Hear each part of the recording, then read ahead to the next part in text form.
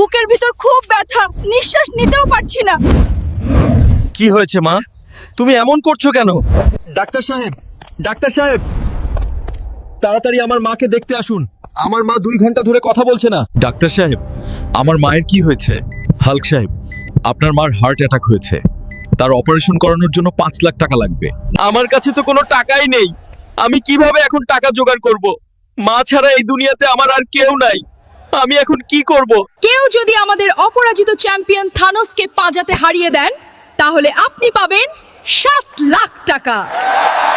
আমার মায়ের অপারেশনের জন্য এই পাঞ্জা কম্পিটিশন আমাকে জিততেই হবে। কি হাল্ক, তোর গায়ে কি বল নেই? আমার মায়ের দোয়া আমার উপর আছে, আমিই জিতবো।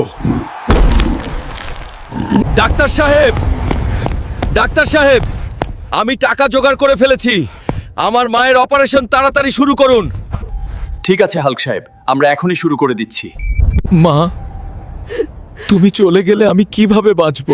দূর আমার বোকা ছেলে, তোকে ছেড়ে আমি কোথাও যাব না।